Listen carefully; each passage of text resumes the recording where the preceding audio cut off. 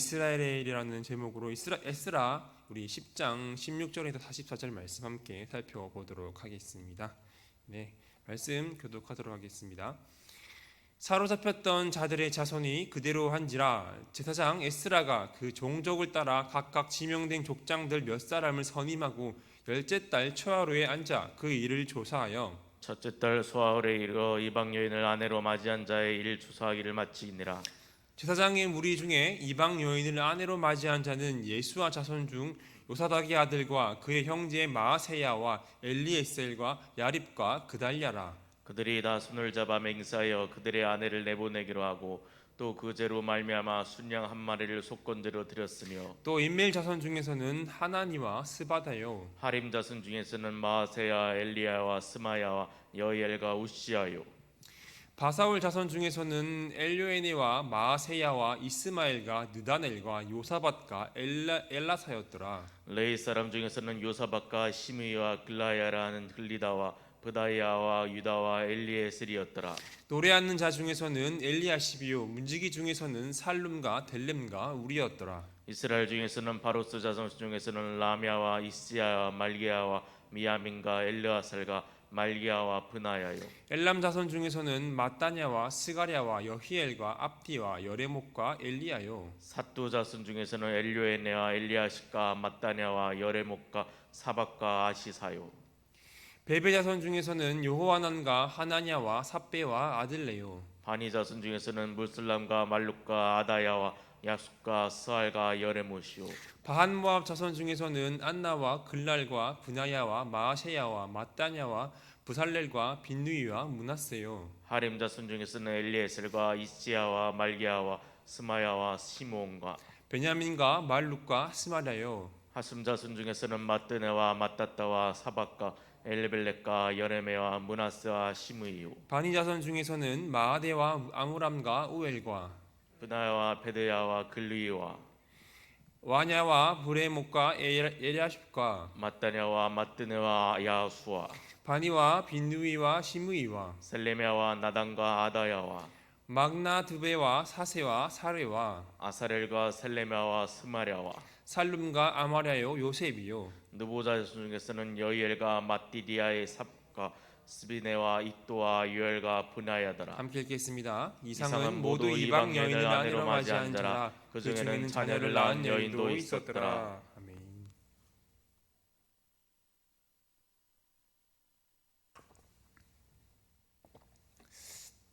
오늘은 에스라의 마지막 말씀에 해당을 합니다. 우리가 어제 새벽에 살펴보았던 말씀대로 이스라엘 백성들이 에스라가 선포한 이 개혁안에 따라서 실행을 하고자 하고 있습니다.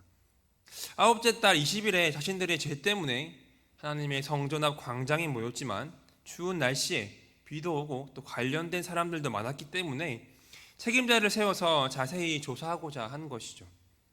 반대하는 의견도 있었지만 이 포로로 사로잡혔던 자들의 자손들이 에스라의 개혁을 그대로 따르고자 합니다. 그리고 에스라는 각 종족을 따라서 이방인과 결혼한 사람들을 조사할 족장들을 선임을 합니다. 그리고 열째 달 초하루에 즉 10월 1일에 이방 여인을 아내로 취한 사람들에 대한 조사가 시작이 됩니다. 그리고 17절을 보게 되면 첫째 달 초하루에 즉 1월 1일에 조사가 끝났다라고 말씀을 하고 있습니다. 약 3개월 정도가 걸린 것이죠. 이들에게 있어서 조사를 하는 3개월이라는 시간은 결코 쉽지만은 않은 시간이었을 것입니다. 아무리 잘못했다는 것을 알지만 남편과 아내와 자녀가 헤어진다는 것은 살을 깎는 것과 같은 현실적인 일이었습니다. 이 조사가 끝나고 나면 생이별을 해야 하는 것이죠. 서로 간에 얼마나 큰 상처가 되겠습니까? 그럼에도 불구하고 이스라엘 백성은 이 공동체의 회복을 위해서 잘못을 인정하고 단호하게 결단을 해야 했습니다. 이방인과의 결혼은 하나님께서 금지하신 일이었으며 기뻐하시지 않는 일임을 깨달았기 때문입니다. 이스라엘 백성들이 이렇게 살을 깎는 것과 같은 결단을 했던 것처럼 마찬가지로 우리가 영적인 회복을 위해 나아가는 길이 때로는 가혹하고 때로는 힘들게 느껴질 수도 있을 것입니다.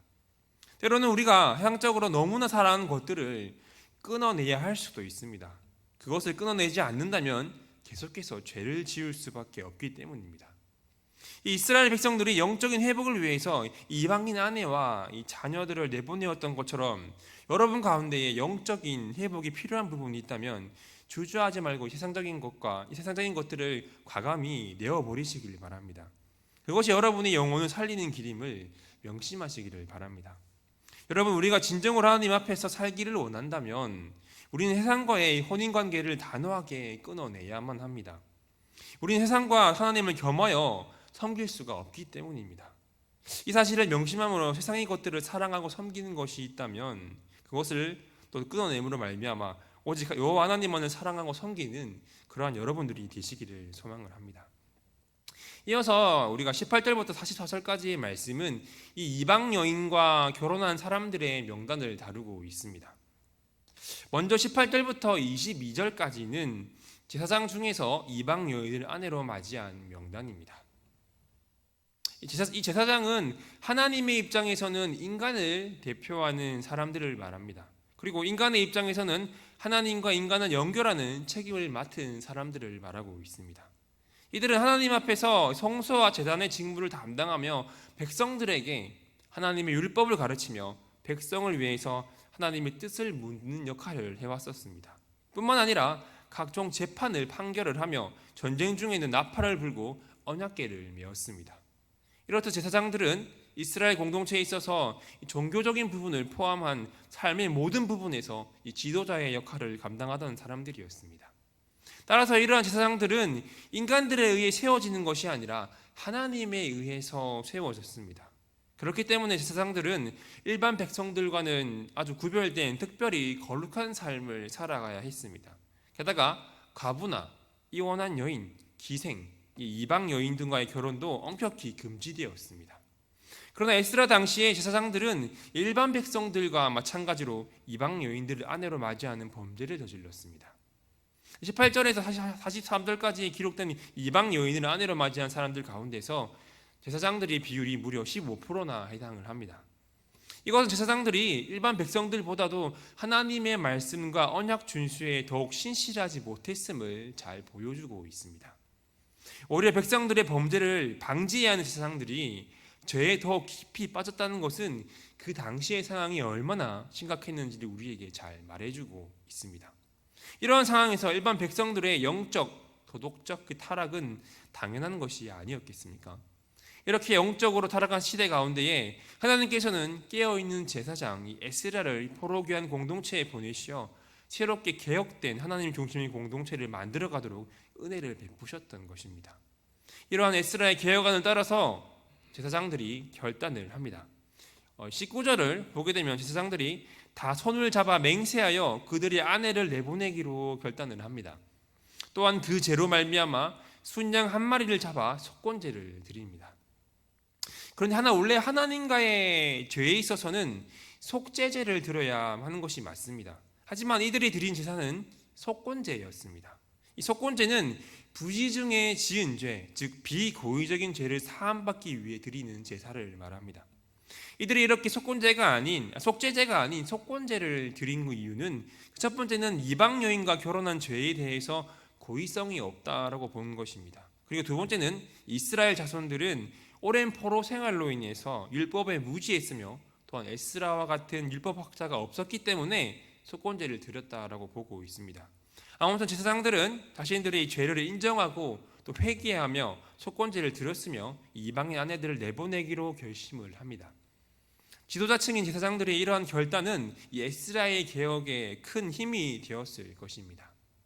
그리고 23절은 일반 레위인 중에서 이방 여인을 아내로 맞이한 명단이며 24절은 노래하는 사람, 성전 문지기에 속한 레위인 중에서 이방 여인을 아내로 맞이한 명단을 말하고 있습니다. 우리가 앞서 보았던 제사장들과 레위인들은 이스라엘의 종교 지도자들이라고 말을 할 수가 있습니다. 앞장서서 이 백성들을 이끌어가고 거룩한 삶을 살아가야 할 지도자들이었던 것이죠. 하지만 이들이 오히려 이 이방 여인을 아내로 맞이하는 일에 앞장섰습니다. 여러분, 이것이 우리에게 무엇을 말해 줍니까? 어떠한 직분자라고 하더라도 죄의 유혹을 받을 수밖에 없음을 우리에게 잘 보여주고 있습니다. 우리가 교회의 직분자라고 하더라도 다 같은 인간이기 때문에 죄의 유혹을 받을 수밖에 없습니다. 목사라고 해서, 전도사라고 해서, 장로라고 해서, 또 권사라고 해서, 집사라고 해서 죄의 유혹을 받지 않는 것이 아닙니다. 모두가 연약한 인간이며 죄의 본성을 가지고 있기 때문이죠. 그런데 중요한 사실이 하나 있습니다. 그것은 사단은 이 성도들을 죄로 유혹할 때에 특히 직분자들을 더욱 힘써 유혹한다는 것입니다. 교회 직분자 한 사람을 유혹하여 이 죄에 빠지게 하는 것이 다른 성도 한 사람을 유혹하여 죄에 빠지게 하는 것보다 더 큰 효과가 있기 때문입니다. 직분자가 죄에 빠진다면 그것은 그 한 사람의 문제로 그치는 것이 아니라 직분자와 관계된 모든 사람에게 영향력을 미치게 되어 있습니다. 그렇기에 교회 직분자일수록 세상의 유혹을 더욱 경계해야 합니다. 직분을 맡는다는 것은 참 영광스러운 일입니다. 하지만 직분자에게는 그만큼 책임이 따릅니다. 우리는 직분자로서 이 성도들 앞에서 더욱더 신앙의 모범이 되어야 합니다. 하지만 사단은 직분자들을 더욱 유혹하고 공격을 할 것입니다. 그렇기 때문에 직분자는 더욱 세상의 유혹을 경계해야 하며 또 깨어서 기도해야만 합니다. 여러분, 직분자로서 하나님의 말씀을 따라서 바른 길로 가고 있는지 점검해 보시기를 바랍니다. 그리고 교회의 직분자들을 위해서 함께 기도해 주시기를 바랍니다. 직분자들이 바로 서야 교회를 건강하게 잘 이끌어 갈 수가 있습니다. 그렇게 직분자들이 교회를 잘 이끌어 갈 수 있도록 앞장서서 거룩한 본을 보이며 거룩한 삶을 살아갈 수 있도록 우리가 먼저 기도해야 할 것입니다. 이렇게 직분자들을 위해서 기도하는 저와 여러분들이 되었으면 좋겠습니다.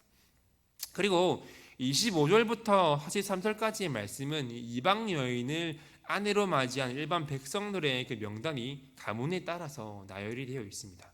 너무 많아서 본문을 좀 생략을 좀 했습니다. 일반 백성의 명단을 포함하여 이 모든 명단을 살펴보게 되면 제사장 17명, 레위인 6명, 노래하는 자와 문지기 4명, 일반 백성 86명, 총 113명의 이름을 남긴 명단을 우리가 볼 수가 있을 것입니다.